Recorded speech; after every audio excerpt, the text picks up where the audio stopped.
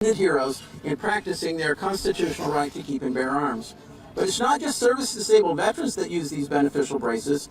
Millions of law-abiding gun owners rely on stabilizing braces to improve their accuracy and defend themselves. Many of these Americans don't even know about this unlawful rule, and not every American faithfully follows the news, and very few monitor ATF's website or speak ATF's legal jargon.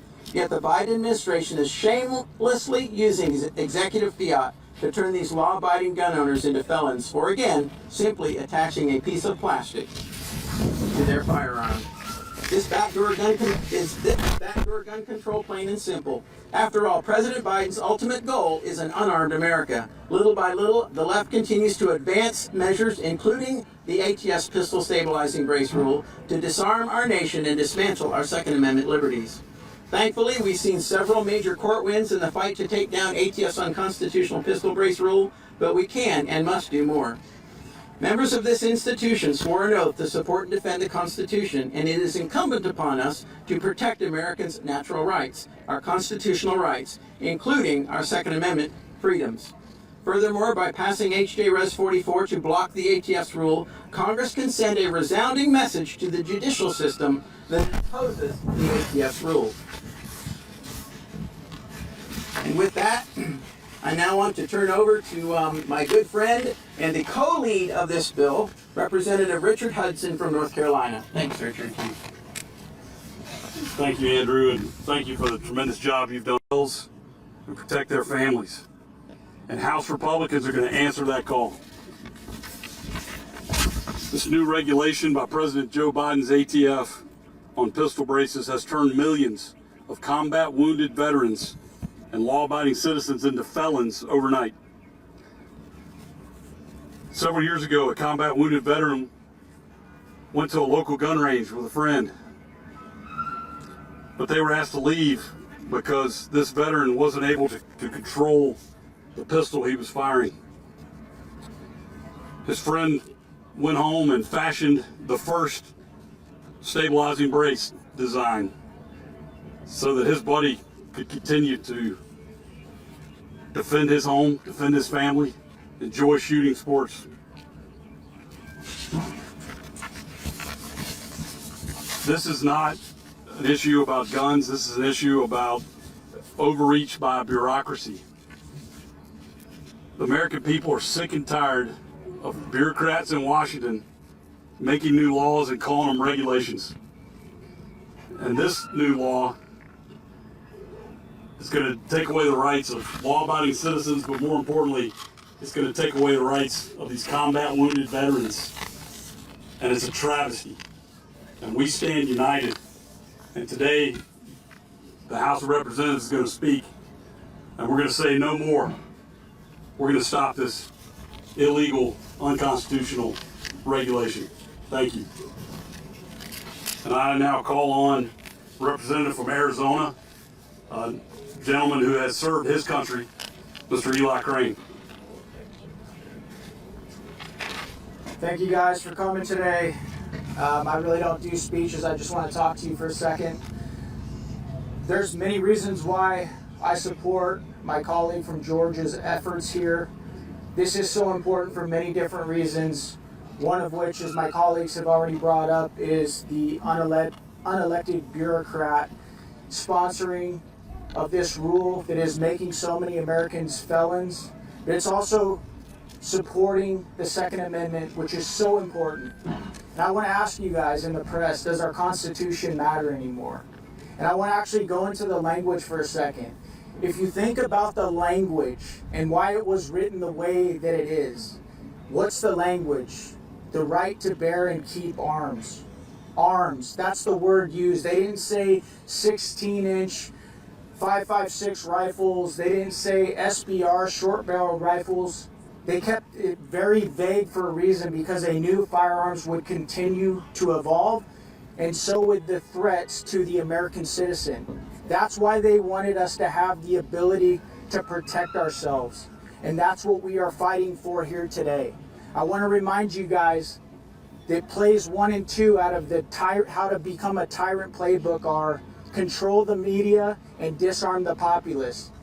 This attempt from the left It's one more attempt to disarm the American populace, to disarm their ability to defend themselves.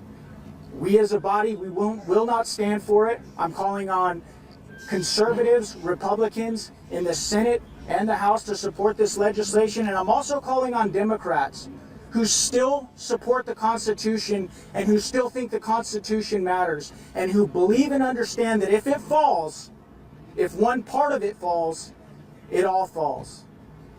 And for all of you guys out there watching on the cameras, please call, text your representatives, your senators, etc. We need the support to get this over the finish line to make sure that millions of Americans who bought firearms legally are not felons tomorrow. Thank you. I want to now call up another huge Second Amendment supporter and my colleague from Colorado, Miss Lauren Boebert.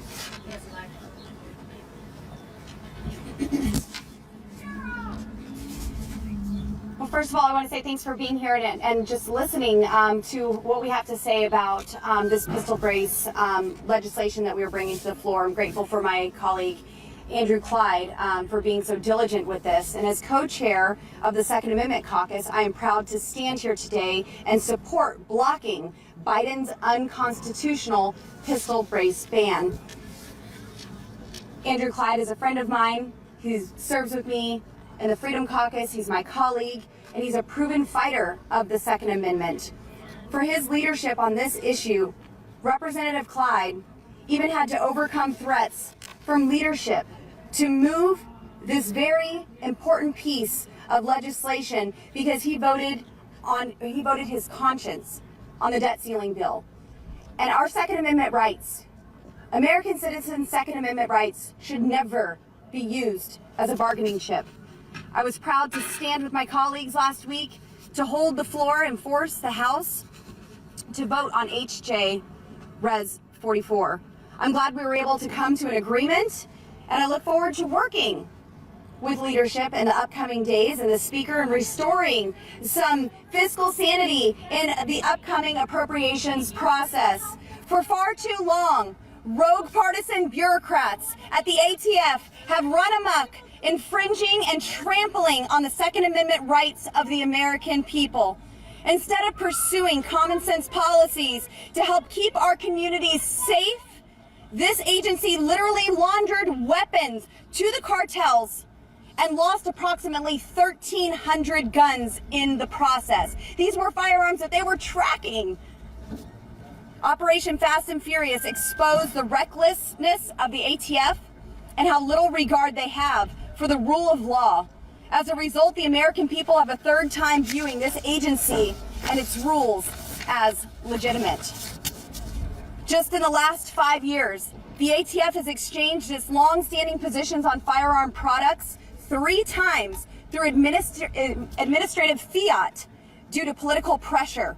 These changes have resulted in products that were previously classified as lawful by the ATF, now being considered legal, illegal, or regulated under the National Firearms Act. And now the ATF wants to make the owners of nearly 40 million Americans with firearm stabilizing braces criminals overnight. We literally have disabled veterans wounded in battle that rely on pistol braces to enjoy and responsibly shoot at the range or defend themselves and their homes. It defies common sense that tens of millions of gun owners will be forced to register, destroy, turn in, or rebuild their firearms or face up to 10 years in federal prison and a $250,000 fine for a right that shall not be infringed, just for having the stabilizing brace on their lawfully purchased firearm. Unelected bureaucrats do not write laws. Congress does. The gun-grabbing radical bureaucrats at the ATF are not only ignoring the law, but they are trying to rewrite it themselves. This is an abuse of separation of powers. It's time for Congress to take back our Article 1 authority and block this unconstitutional gun grab that Congress never authorized.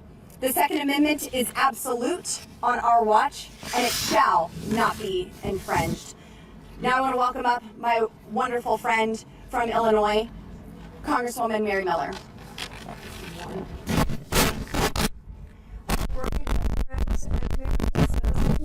a fundamental right to keep and bear arms that shall not be infringed. I'm proud to join colleagues today to fight to block Biden's pistol brace gun ban from criminalizing millions of law-abiding citizens. The unelected bureaucrats at the ATF do not have the constitutional authority to ban guns and violate the Second Amendment. Additionally, Biden's ATF director could not explain this unconstitutional rule to Congress and was not able to answer simple questions about its enforcement. In Illinois, Governor Pritzker signed an unlawful gun ban that violates the Second Amendment rights of my constituents. Joe Biden and J.B. Pritzker are doing everything they can to release dangerous criminals onto the streets, defund the police, and take away your Second Amendment right to defend yourself. I'm a proud member of the House Freedom Caucus and the Second Amendment Caucus, and we are united in our opposition to these unconstitutional attacks on the rights of the American people. I will always protect our Second Amendment rights in Congress. Thank you, Congressman Clyde, for fighting so hard to make this bill a reality for our veterans and gun owners. Okay, and now I'd like to introduce Congressman Clay Higgins. Thank you, Mayor. Just to clarify for Americans that will watch this or read your story, we're having to pass a law to overcome a rule that was rewritten by the ATF after 25 to 40 million Americans had legally purchased a particular style of weapon. You know, they don't get to do that.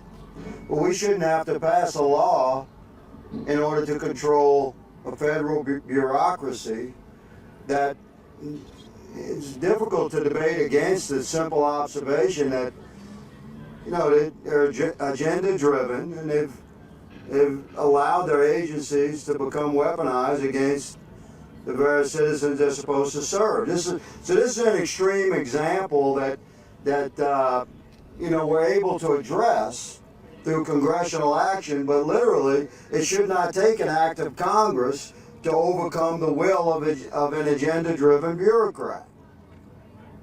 So we're going to put some bit in their mouth, as we used to say in the horse business, and we're going to flip this thing back, but we shouldn't have to, you understand? That's wrong. I have rifles that fall under this category, pistols fall under this category, and I followed the law. I brought them to get registered. I looked up the numbers because we got no answer well past the window where ATF was supposed to have approved my applications. And they had received some 255,000 applications. Now that's out of 25 to 40 million owners.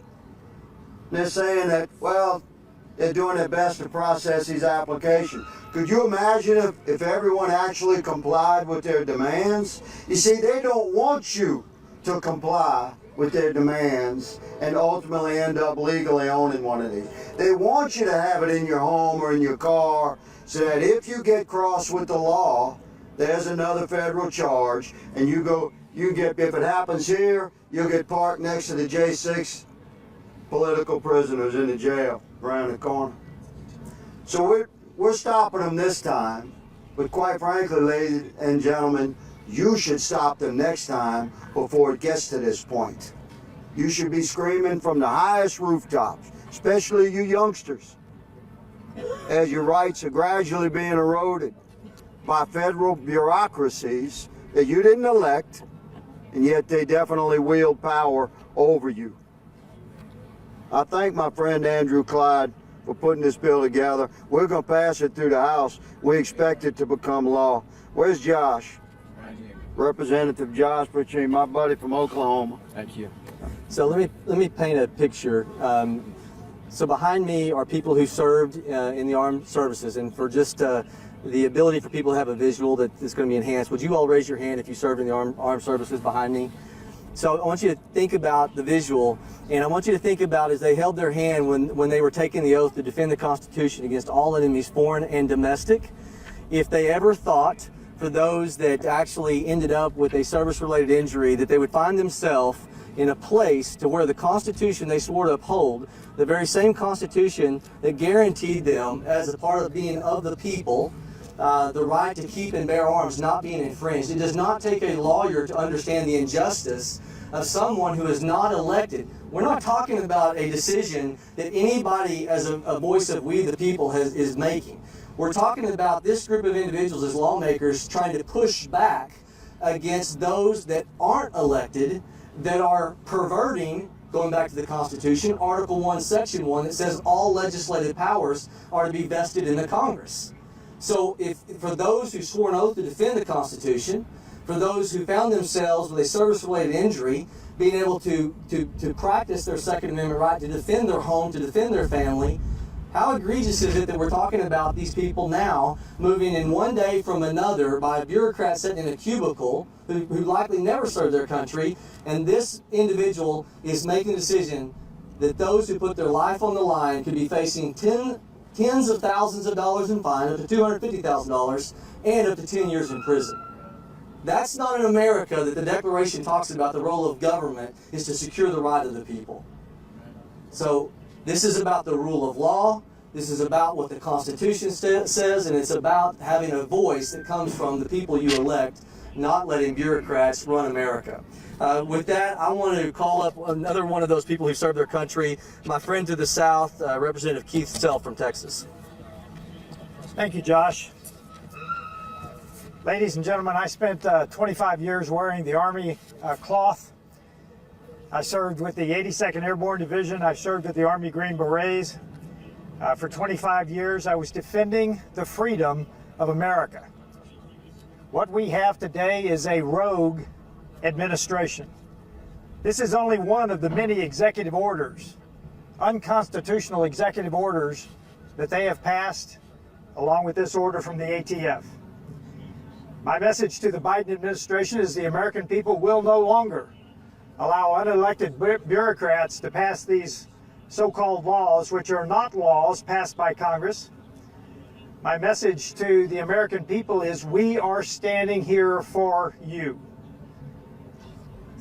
The rogue Biden administration is now put on notice that Congress will stop these unconstitutional actions. I'll be followed by my friend, Representative Andy Ogles.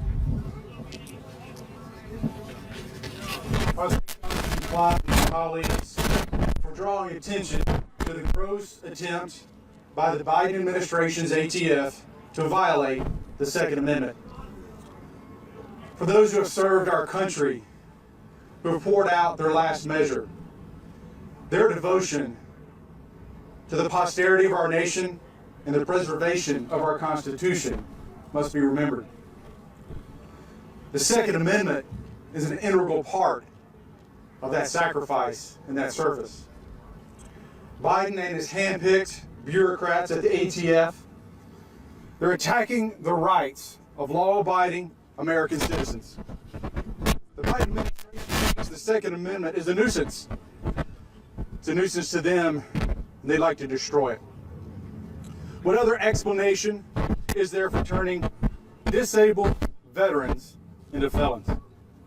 For turning millions of law-abiding citizens into felons?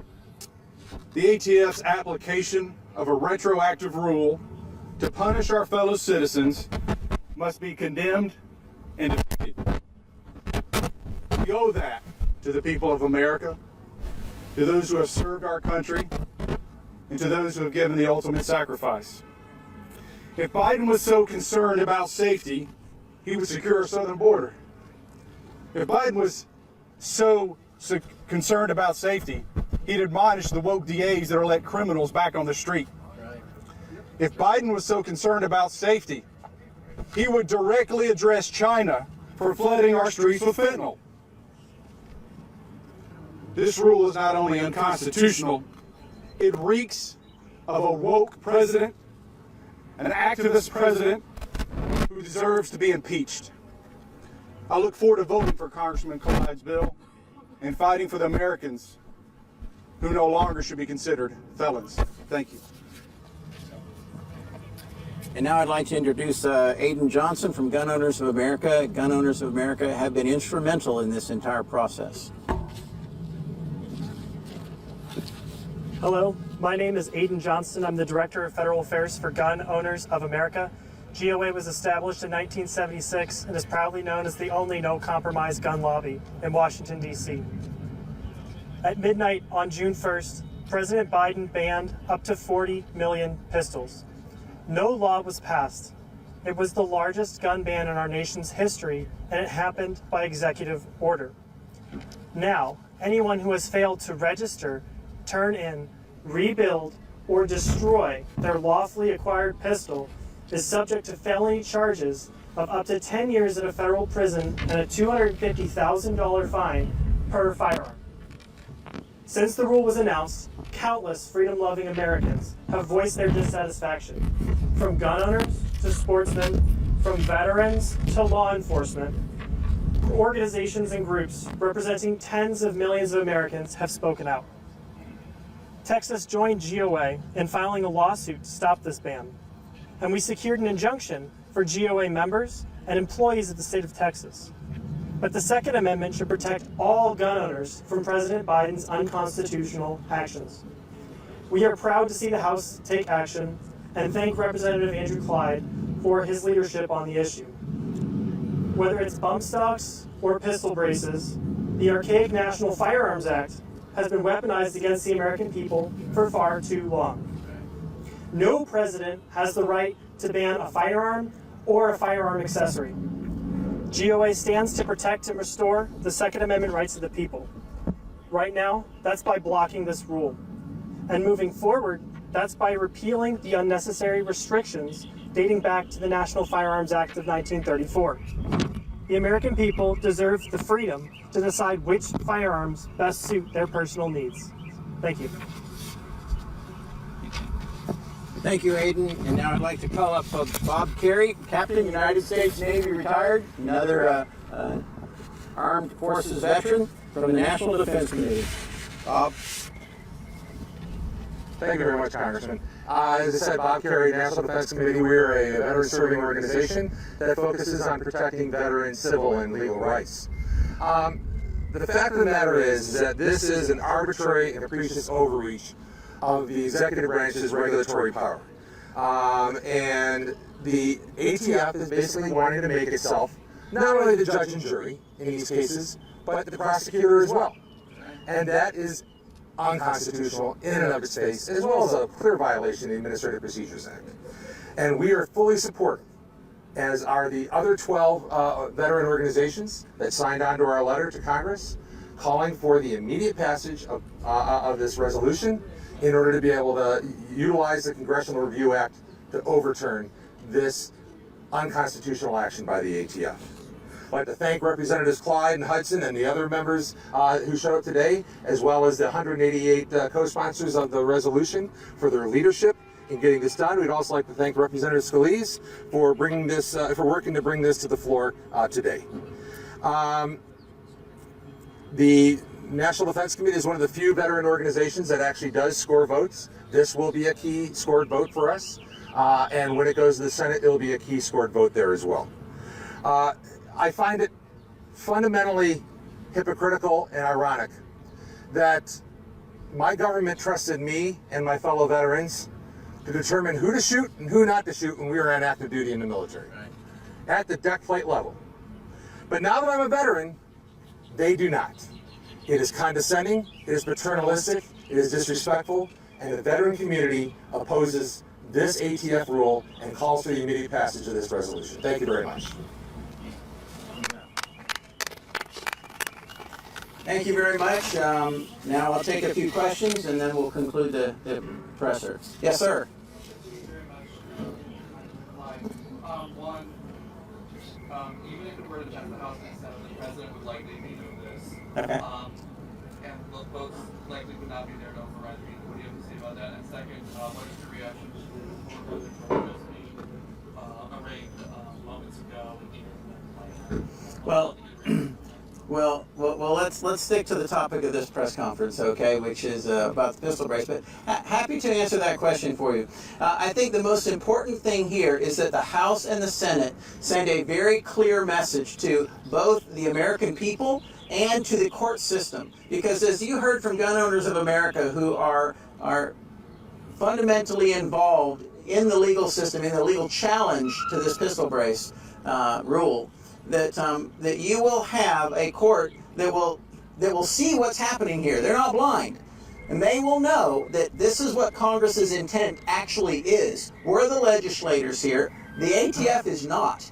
All right? And the court is going to look to us, I think, to see what we do here. And I think when we pass this and when it passes in the Senate, it will send the strongest message. I mean, having the President Biden, who is in charge of the executive branch, having him have veto power over a rule that, that Congress is trying to take down from the executive branch, kind of like the fox in the hen house, But I think the purpose here, now I would be absolutely grateful if President Biden would sign it, but I think the more important thing is that it sends a message to the United States judicial system, and I think it will send a very powerful message.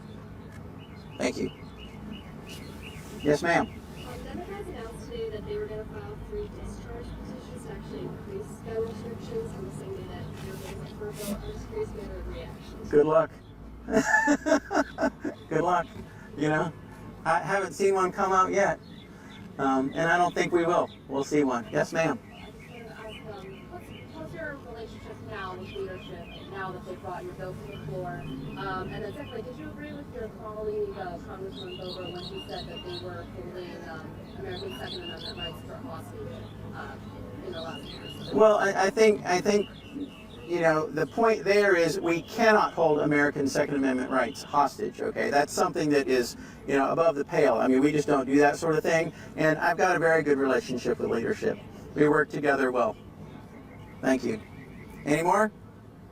All right. Thank you very much, ladies and gentlemen. I know it's hot out here. I appreciate you being here. And have a great day. And we're looking forward to passing this in just a couple hours.